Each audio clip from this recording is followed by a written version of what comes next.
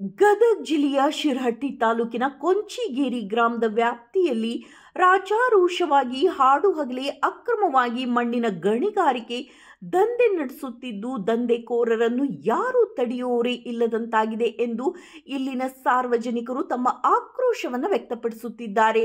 ಇವರಿಗೆ ಯಾರ ಭಯವೂ ಇಲ್ಲದಂತಾಗಿದ್ದು ಈ ಅಕ್ರಮ ಮಣ್ಣಿನ ದಂಧೆಗೆ ಬಳಸುವ ಟ್ರ್ಯಾಕ್ಟರ್ಗಳಿಗೆ ನಂಬರ್ ಪ್ಲೇಟ್ ಸಹ ಇರುವುದಿಲ್ಲ.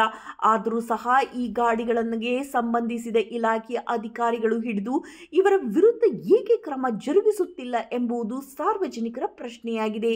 ಕೊಂಚಿಗೇರಿ ಗ್ರಾಮದ ವ್ಯಾಪ್ತಿಯಲ್ಲಿ ಬರುವ ಗುಡ್ಡದಲ್ಲಿ ಅಕ್ರಮ ಮಣ್ಣು ದಂಧೆ ಅವ್ಯವಹತವಾಗಿ ನಡೆಯುತ್ತಿದ್ದರೂ ಸಹ ಈ ಬಗ್ಗೆ ಸಂಬಂಧಿಸಿದ ಇಲಾಖೆಯ ಅಧಿಕಾರಿಗಳು ಮೌನ ವಹಿಸಿರುವುದು ಈಗ ಹಲವು ಅನುಮಾನಗಳಿಗೆ ಕಾರಣವಾಗಿದೆ ಎಂದು ಇಲ್ಲಿನ ಸ್ಥಳೀಯ ನಾಗರಿಕರು ಮಾಹಿತಿ ನೀಡಿದ್ದಾರೆ.